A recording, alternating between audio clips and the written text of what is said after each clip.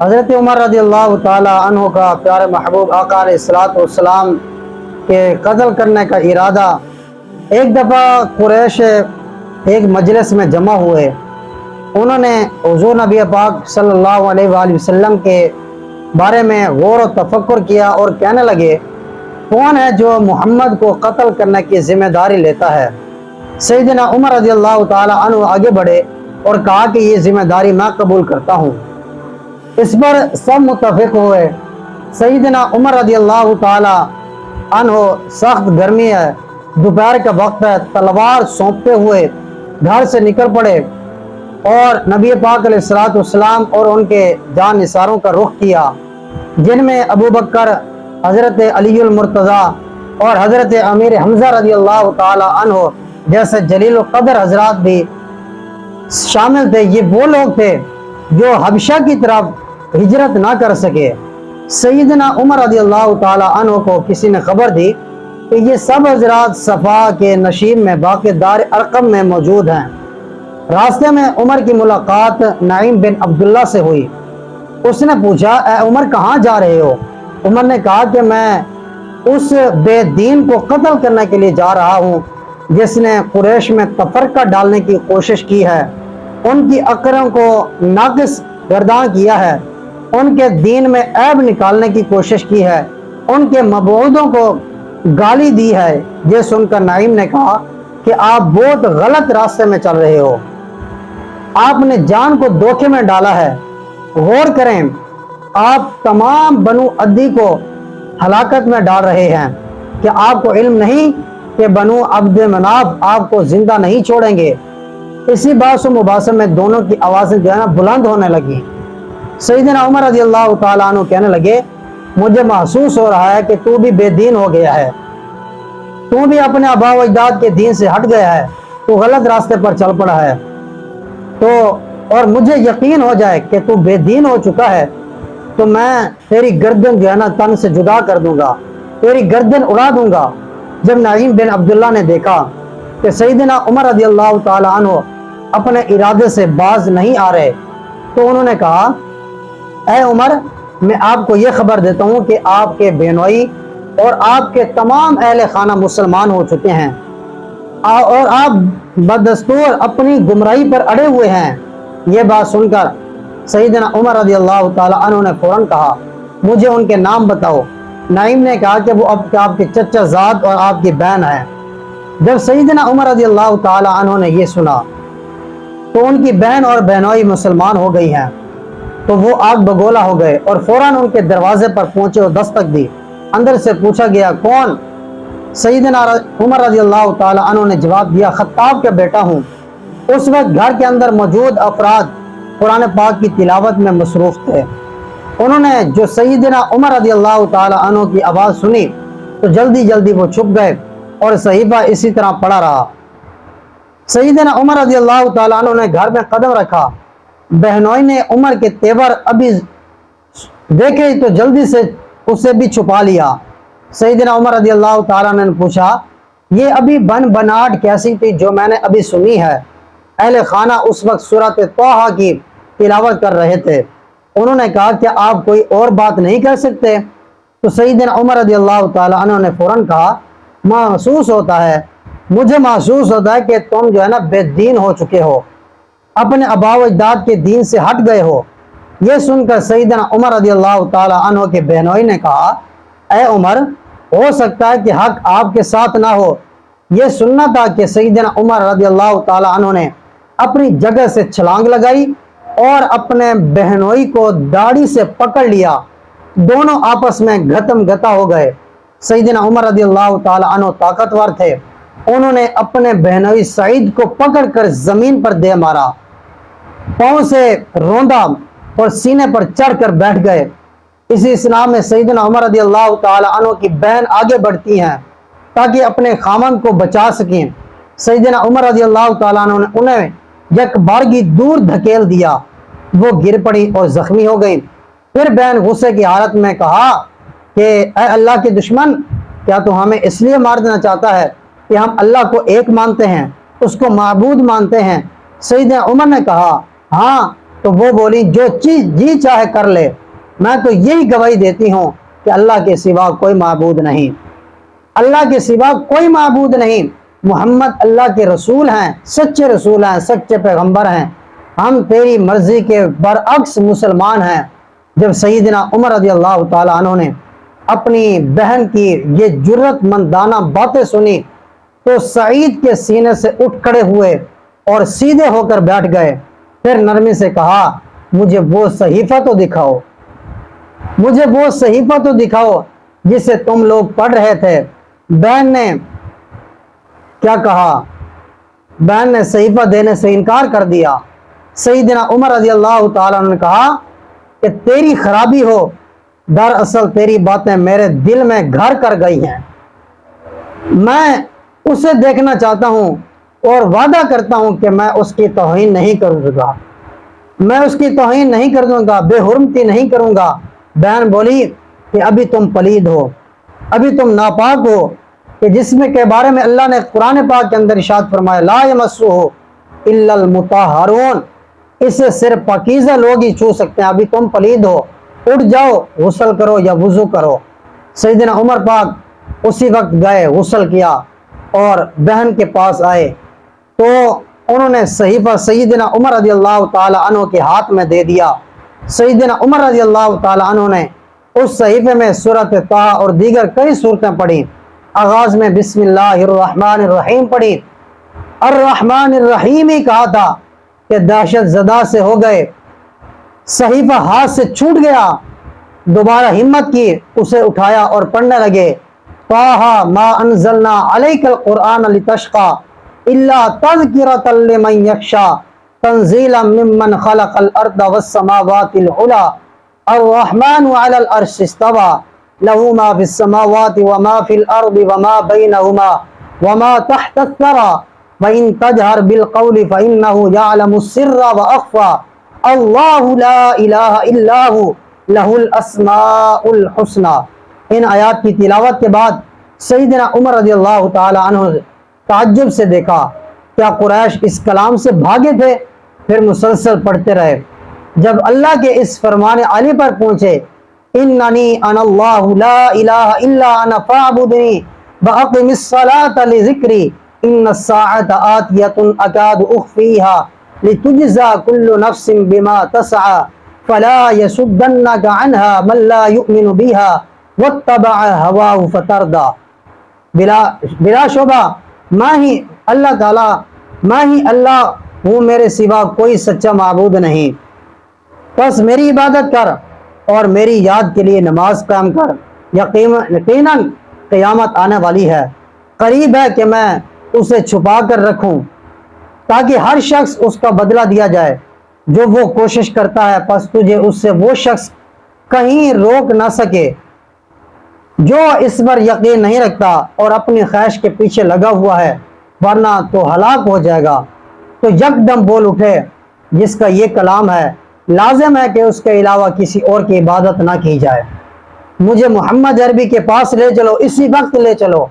یوں ہی خباب رضی اللہ تعالی عنہ نے سیدنا عمر رضی اللہ تعالی عنہ کی زبان سے یہ الفاظ سنے، وہ پردے سے باہر آ گئے، وہ حضرت عمر رضی اللہ تعالی عنہ کی دستک سنتے ہی چھپ گئے تھے۔ انہوں نے کہا اے عمر خوش ہو جائیے، میرا خیال ہے کہ نبی نے سوموار کے دن جو دعا فرمائی تھی وہ آپ کے حق میں قبول ہو گئی ہے۔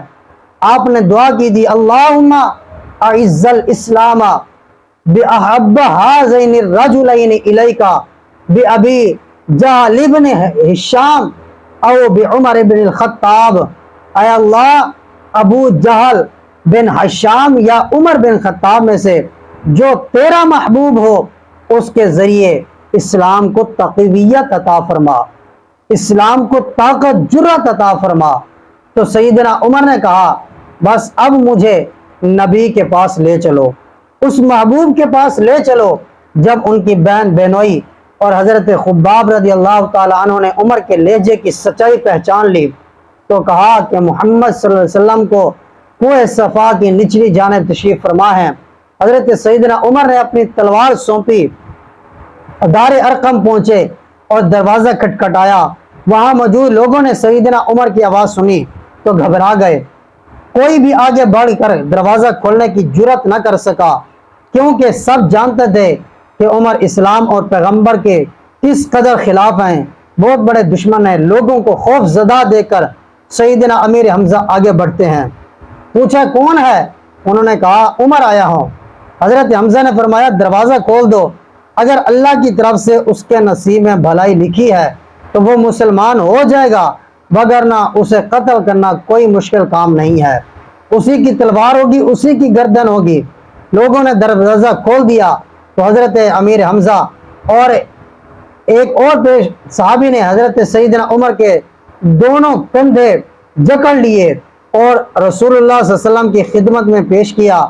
آپ نے انہیں چھوڑنے کا حکم دے دیا، بے اسے چھوڑ دو، اور بنفس نفسی اٹھ کر آگے بڑھے اور اپنے دست مبارک سے سیدنا عمر رضی اللہ تعالی عنہ کی کمر اور چادر پکڑ کر جھنجھوڑا اور دریافت فرمایا، ما جا بکا یا ابن الخطاب واللہ مارا ما ان تنتہی حتی ینزل اللہ بکا قاریتاً، اے ابن خطاب کس ارادے سے آئے ہو؟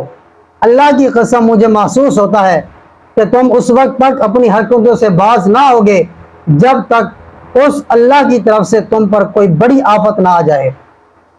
سیدنا عمر رضی اللہ تعالیٰ عنہ کہنے لگے، اے اللہ کے رسول، میں تو اللہ اور اس کے رسول اور اللہ کی کتاب پر ایمان لانے کے لیے حاضر ہوا ہوں۔ یہ سن کر اللہ کے رسول نے اللہ اکبر کہا۔ اب سب سمجھ گئے کہ سیدنا عمر رضی اللہ تعالیٰ عنہ بھی دار اسلام میں داخل ہو گئے ہیں۔ سیدنا عمر رضی اللہ تعالیٰ عنہ کے ایمان لانے کے بعد سب مسلمانوں کو یقین ہو گیا کہ سیدنا حمزہ اور سیدنا عمر رضی اللہ تعالیٰ عنہ کی معیت میں اب وہ مضبوط ہو گئے ہیں، اب وہ طاقتور ہو گئے ہیں، اب وہ اللہ کے رسول کا دفاع بھی کر سکتے ہیں اور ہر قسم کے دشمن سے بدلہ بھی لے سکتے ہیں۔ لہٰذا وہاں سے سب نکل کھڑے ہوئے۔ سیدنا عمر رضی اللہ تعالیٰ عنہ دل کی گہرائی سے دائرہ اسلام میں داخل ہو جاتے ہیں۔ اب وہ اپنی پوری قوت اسلام کی ترقی کے لیے صرف کرنا چاہتے ہیں۔ انہوں نے پوچھا، اے اللہ کے رسول، کیا ہم حق پر نہیں ہیں؟ کیا ہماری موت اور زندگی حق سے وابستہ نہیں ہے؟ نبی پاک علیہ الصلوۃ والسلام نے جواب دیا، بلا والذی نفسی بیدی انکم علی الحق ام متو وان حیتم، کیوں نہیں؟ اللہ کی قسم بلا شبہ تم زندہ رہو یا موت آ جائے تم حق پر ہی ہو، تمہیں موت آ جائے یا زندہ رہو تم حق پر ہو۔ اس پر سیدنا عمر رضی اللہ تعالیٰ عنہ نے کہا، تو پھر اب چھپ کر رہنا کا کیا مطلب ہے؟ دوسری طرف رسول اللہ صلی اللہ علیہ وسلم یہی خیال فرما رہے تھے کہ کھل کے سامنے آنے کا وقت آن پہنچا ہے، اب اسلامی دعوت مضبوط ہو چکی ہے، اب ایمان والے اپنا دفاع کر سکتے ہیں۔ آپ نے دار ارقم سے نکلنے کا اعلان فرما دیا۔ نبی پاک علیہ الصلوۃ والسلام جان نثاروں کی دو قطاروں کے درمیان وہاں سے نکلے، ایک قطار میں حضرت عمر رضی اللہ تعالی عنہ، دوسری میں حضرت امیر حمزہ تھے۔ اس قافلے کے چلنے سے غبار اڑ رہا تھا۔ اس طرح چلتے چلتے جب سب مسجد حرام میں داخل ہوئے، قریش کی نظریں سیدنا عمر اور حضرت امیر حمزہ پر جم رہی تھی اور اتنے رنجیدہ ہو گئے کہ پہلے کبھی نہ ہوئے۔ اس دن نبی پاک علیہ الصلوۃ والسلام نے سیدنا عمر رضی اللہ تعالی عنہ کو فاروق اعظم کا لقب دیا۔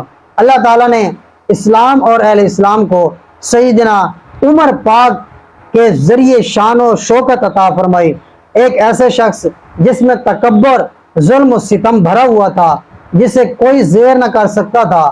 اللہ تعالیٰ نے اپنے فضل سے اس کے اور حضرت امیر حمزہ کے ذریعے تمام اصحاب رسول کے تحفظ کا انتظام فرمایا۔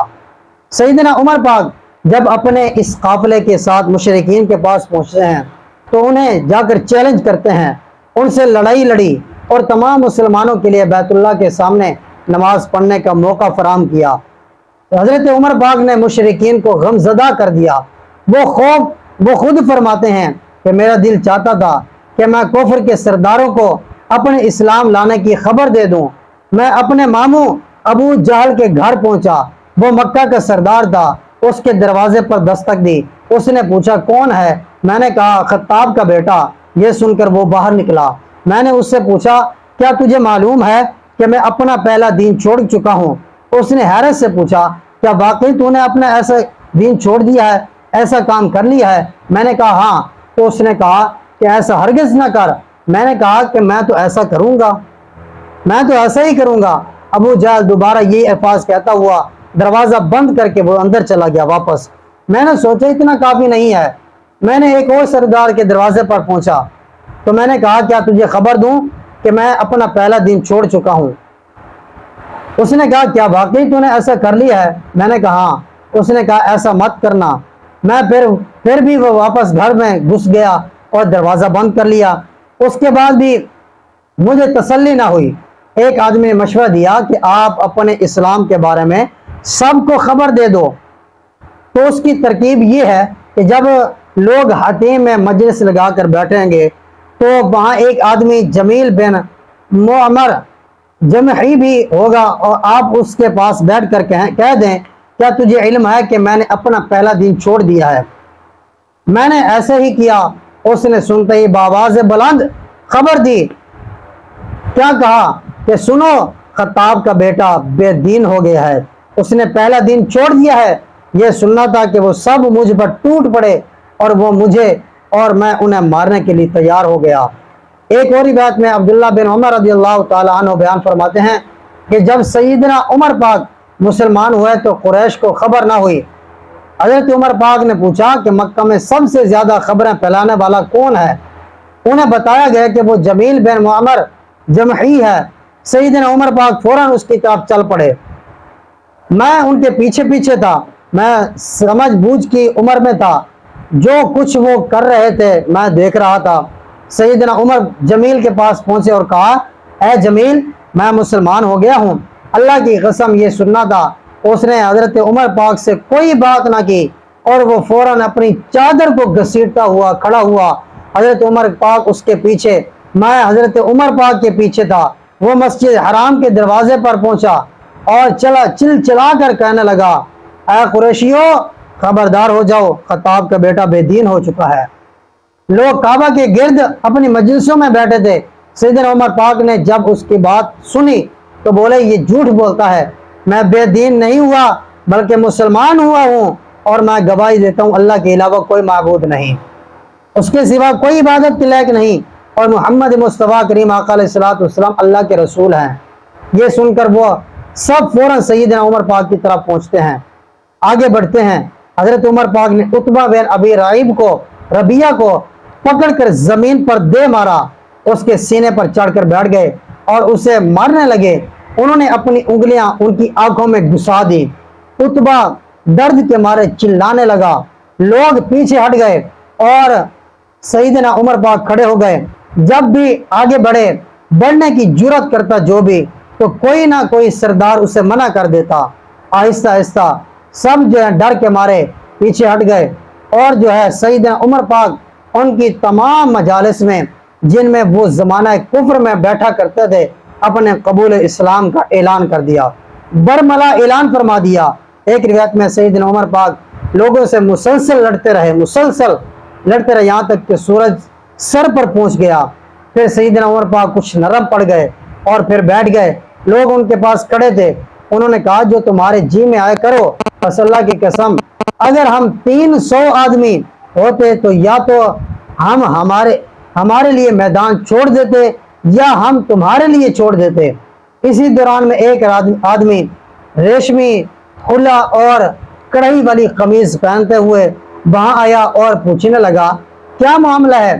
لوگوں نے کہا کہ ابن خطام بے دین ہو گیا ہے, اس نے اپنے آباء و اجداد کا دین چھوڑ دیا ہے. تو اس نے کہا پھر کیا ہوا ہے؟ کوئی بات نہیں, کوئی معاملات نہیں. ایک آدمی نے اپنے لیے اپنی مرضی سے کوئی دین پسند کر بھی لیا ہے تو اس میں کیا ہے جو ہے یہ بری بات ہے. تو تمہیں کیا ہے اس میں؟ کیا تمہیں یہ خیال نہ آیا کہ تم نے سے بنو عدی اپنے آدمی کا انتقام لیں گے؟ یہ بات سنتے ہی لوگ یکا بارگی سیدنا عمر رضی اللہ تعالیٰ عنہ کو چھوڑ کر واپس چلے گئے. اور میں نے اپنے باپ سیدنا عمر پاک سے مدینے میں آ کر پوچھا ابا جان وہ کون آدمی تھا جس نے اس دن لوگوں کو آپ کے سامنے دور ہٹا دیا تھا؟ سیدنا عمر پاک نے کہا بیٹا وہ آس بن وائل سہمی تھا. سیدنا عمر پاک رضی اللہ تعالیٰ عنہ نبوت کے 6 سال ذوالحجہ کے مہینے میں 27 سال کی عمر میں دار اسلام میں آپ داخل ہوئے تھے۔ وہ حضرت حمزہ رضی اللہ تعالیٰ عنہ کے 3 دن بعد مسلمان ہوئے۔ ان دنوں مسلمانوں کی تعداد 39 تھی۔ سیدنا عمر پاک فرماتے ہیں کہ جس دن میں مسلمان ہوا تھا تو مسلمانوں کی تعداد 39 تھی، میں نے مسلمان ہو کر ان کی تعداد 40 کر دی۔ اللہ تعالیٰ نے دین کو تقویت بخشی اور دین اسلام کھل کر سامنے آ گیا۔